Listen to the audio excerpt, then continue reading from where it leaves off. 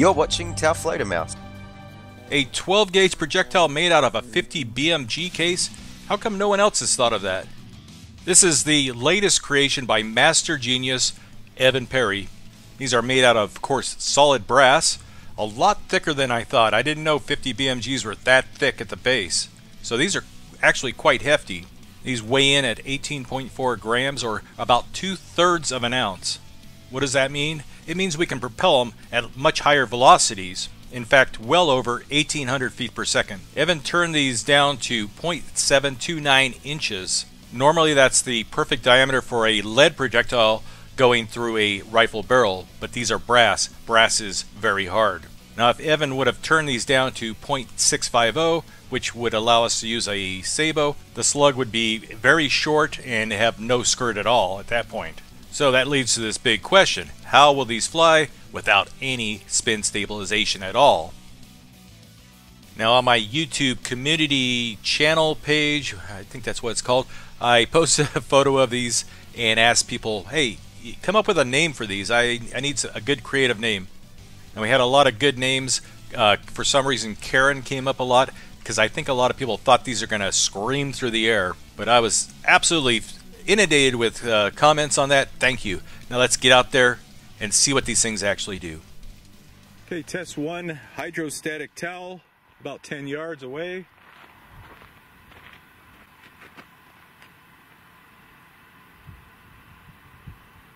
I'm ready when you are. All right, here we go.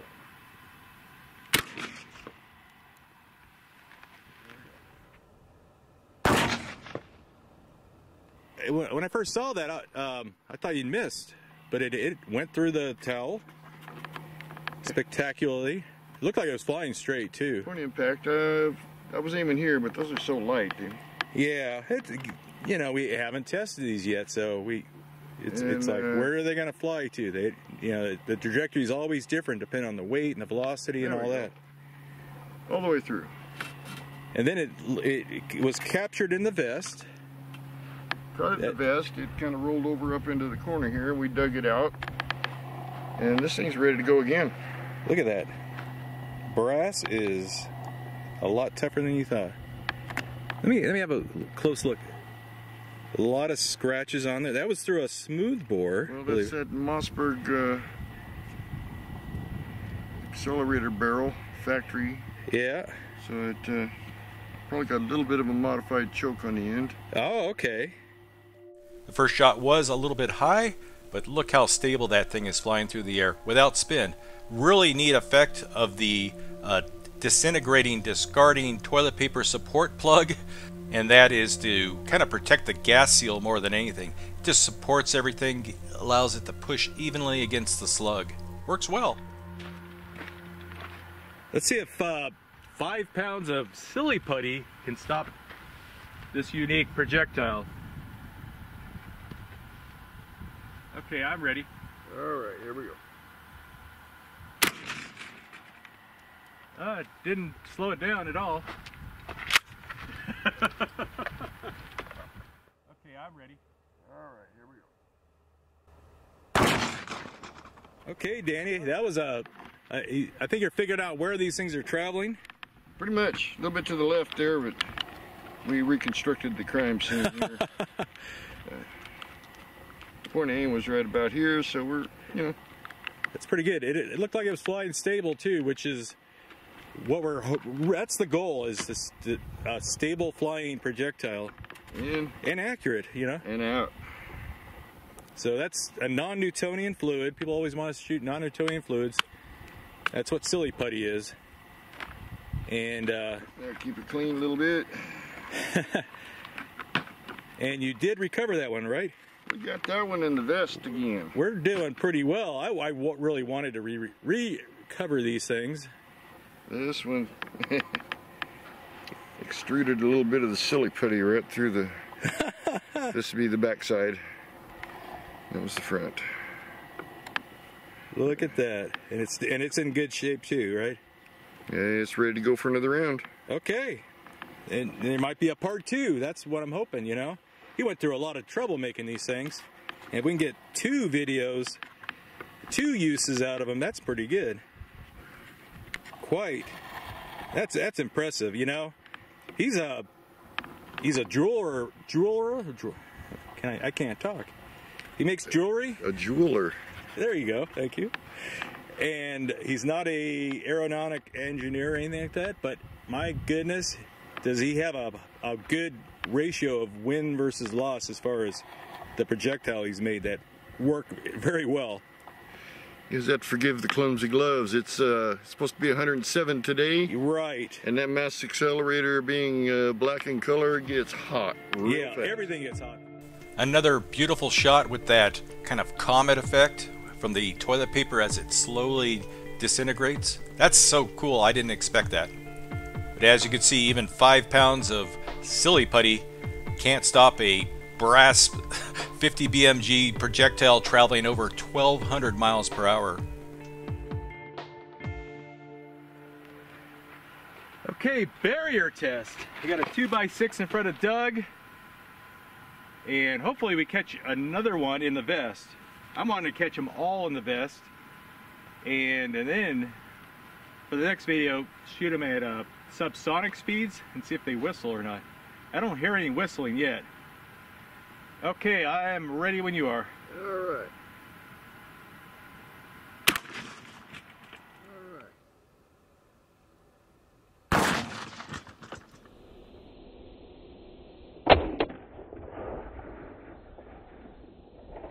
Today is not a good day to be outside. It's a day to be sitting on the couch with some iced tea or something. Oh, it's hard to see those bead sights when it's sweat in your eyes. Okay. All right, what we got here? I believe you. Nice clean hole. A little bit left. Yeah. How far are we at now? About 20 yards? Yeah. 20 yards. Okay. Full pass through. Toothpicks. This is the way we walked up on it. There it is. That was laying packed here. full of wood. Laying here just like that. Yeah. What kind of is it? Oh, look at it. It's full of wood. The primer pocket. That's what you want. And the pocket full of wood. I can't. Between you and Greg, you know, I just. What a mess! Look at all that. A little bit of the TP there. Yep. That's still doing really well. It looked stable in flight. It looked like the paper towel, which is our fiber wad, started disintegrating as it was flying through the air, which is kind of neat. I think these are going too fast before they whistle. I was expecting them to whistle, but we're sending these things at probably 1,800 feet per second. Not enough. Too much, you know, you got a shock wave and subsonic. That's, if we save enough of these, we can do them again. That's what I'm really hoping. 3 out of 3. Yeah, and again, in really good condition. You know, you can see where a little barrel scuffing. That's how close his tolerances are. Just perfect. Perfect for a smoothbore. A little too big for rifling. We pulled the barrel and examined it, and it's not damaging the barrel at all. Yeah. It's almost scraping it clean. It's so close. Yeah. Now we had pretty acceptable accuracy at 10 yards. At 20 yards, we're starting to see a little bit of deviation here. And I think the reason for that, and I've given this a lot of thought, the diameter of the projectile, 0.729 inches, is just a little bit, maybe 1,000th or 2,000ths smaller than the inside diameter of the barrel. And remember, these are prototypes, and all it takes is a little bit of tweaking to get it right. 6160 aluminum, 3/8 inch thick. A target I really love. It makes a nice ringing sound. Let's see if these will go through it or not, or just leave a dent. 6061. 6060, what did I say? 6160. Oh, okay, whatever. Same thing. 357, 358, whatever gets the job done. It's aluminum. Yes. Okay, I'm ready. All right, here, where'd it go? There it is. Nice. That's good for a double finger, man. Where's Greg when you need him? I don't know, but I noticed, you know, this one here I punched out the other day, he was sticking his finger in my hole. Oh, you can't have that, man. social distancing, you know. The reason it went right is because the last one went a little bit left, and I told Danny, this is where I went wrong. I told Danny where to aim, and he should not listen to me. It's like, man, you gotta aim way to the right. Even still, they seem to have about a 3-inch variance from point of aim. Oh, okay. But that's only 4 that we've tested. It's holding true here to here. Same with our board. Let's see, we hit the silly putty pretty good, but yeah. And what did you find in the vest? I found this in the. Is it hot? It's still pretty warm. Here is. Think of the energy it takes to punch out a slug of aluminum like that. And it has this flat edge because our support is right there. It didn't mess up our support, did it? No. Okay. And then here's our brass. It's hot enough that it. Where's your gloves at? Your Edwin. Oh, it mangled that one up pretty good. Not terribly, but considerably more than the going through the softer targets. That's awesome. That's a lot of energy, folks, to punch out a hole like that. Think of what a press would take to do that. Now, I could have closed down the aperture on this one. I'm kicking myself for that. But look at the energy when this thing impacts. Actual plasma burst there. I was really surprised how little damage the brass slug sustained from this after going through that thick of an aluminum plate. All right, Danny, how many jugs do you think that'll go through? I think it'll go through all 3 and we'll catch it in the vest again. Okay, I kind of agree with you. I think they will pass through all 3. 3 gallons of water. Okay, that's if you hit it. But I have faith in you. Let's find out. Oh boy. I think we were both right on that. We needed more jugs. 3 gallons of water. These jugs sprung a leak. A little bit, yeah. Those are kind of too far gone to reconstruct, but look at that. That looked dead center, maybe a ½ inch high or low, I mean. But still impressive. Looked like it was stable flying through the air. And then this one, the last one. Look at that. Got a little bit of. Hey, check this out. And that's how you found it, right? Sitting right there. We are having good luck capturing slugs today, which was our goal. And that one's water cooled. Nice, nice, nice, nice. There you go. Another one we can retest. Come on, focus, camera. I was bragging about you a couple videos ago too. Let's see if you say, focus shoot. I'm a lot happier with the camera settings on this one. The more I can close down that aperture, I can get much better depth of focus, as you can see. Again, we have that toilet paper particle comet trail going on there, and surprisingly in this shot it was a lot more accurate. I mean, you have to bear in mind these things are handmade. They're not made on a CNC, so there are slight variables in the actual performance. Okay, F111 panel. I think we're going to give this away on Patreon to someone on Patreon this month. I think this is the very last one. I thought the last one was the last one. It's never the last one until you actually get to the last one. Okay, enough of my philosophy. I know this will go through. I think but this is off of real F111, or was designated to go on F111. It was a spare part. A piece of history in Talpleer Mouse, whatever. Okay, you're aiming at the X or the plus sign or whatever on the right side. Yes, sir. Okay, I'm ready.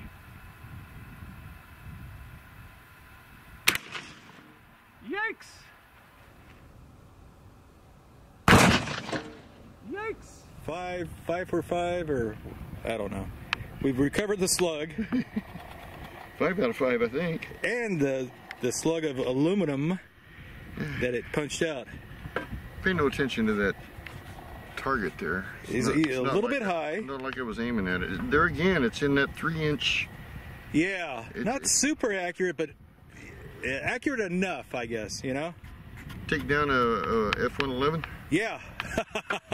Okay, and here's our projectile. And our primer pocket seems to be plugged with some green material there. Yeah. And then we found that in the vest. And also in the vest is the rest of this. That's awesome, man. And again, we could reuse that slug if we needed to. That one, yeah. Yeah, it's not really deformed or anything. No. Okay.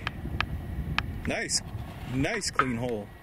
It's a little drag through, but not bad. Gosh darn it, I should have kept the camera settings the way I had them. But anyway, it gives you an idea. The slug was very stable in flight, but shot a little bit high. Okay, we got the funky gel out. We are some of the hardest people on clear ballistic gel in the world with the weird crap we blast into that. And this one's showing its age, even though it's been shot only like 3 or 4 times. When you get rocks and pieces of ceramic and whatever else, commutators, flechettes, gets a little funky, but any gel is better than no gel, right? Let's see what it does to the 16-inch FBI certified clear ballistic gel. Okay, I'm ready when you are. Alright, there we go. We see what happened in there. Little bit. Let's see. All I know is we lost the slug as the slug was going straight, then it started going down and it squirted underneath our Went in Kevlar. here, kind of went through and then down, exited, squirted out right there. Okay. And I saw it on the high. I mean, it was going slow, but you know, it's out in those weeds somewhere. Yeah, it flipped the vest and... Yeah, it didn't even flip the vest, really. It just went underneath it before the vest even moved. Yeah, it left a skid mark. Oh, okay. At least we have that. If we had a metal detector and it wasn't 170 degrees out here, we'd probably go out there and look for it, you know, but hey, that's for another day. We want to finish this video up and go home and drink some iced tea and sit on the couch and cool Slap out. some jelly. There you go. It's time to recast that bad boy. We were doing so well at capturing these slugs, and this one just snuck away from us. Now, to be honest, I did not expect a full pass-through. These things only weigh 2/3 of an ounce and have that big old flat nose on there. Didn't think they had a chance of going all the way through the gel. So, wrong again, Jeff.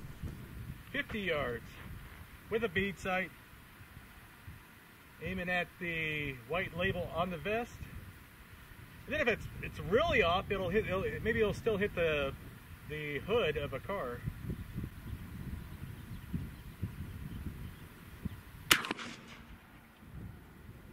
I think it went high.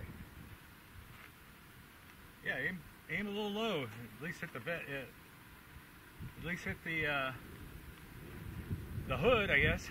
I'm going to go about 3 inches from the bottom. Okay.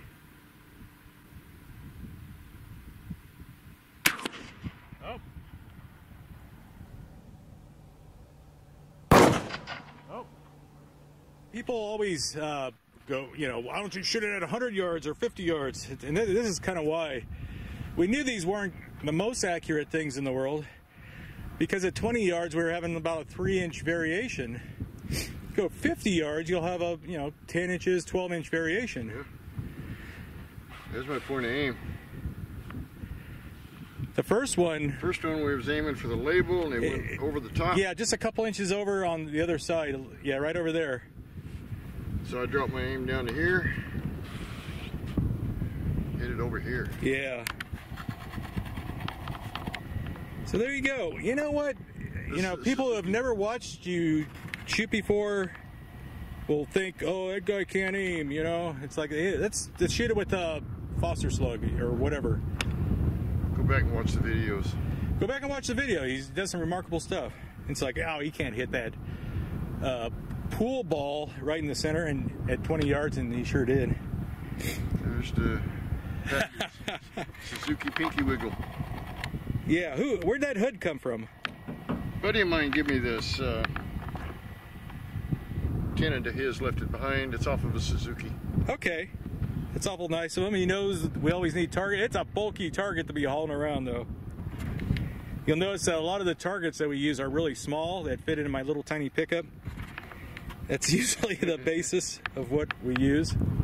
You want to let's shoot a slug at this thing. See, yeah, this is the difference. Just one shot, and I'm curious what kind of damage the vest will do, or the impact will do to that door, or that, I'm sorry, that bonnet hood. The bonnet. You gotta redeem yourself here. This is the Danny redemption shot. 1 ounce slug.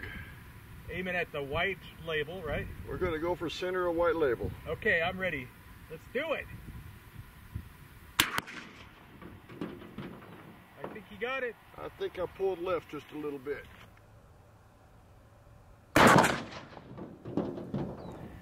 Okay, you have officially redeemed yourself. People know now that you know how to aim a mass accelerator.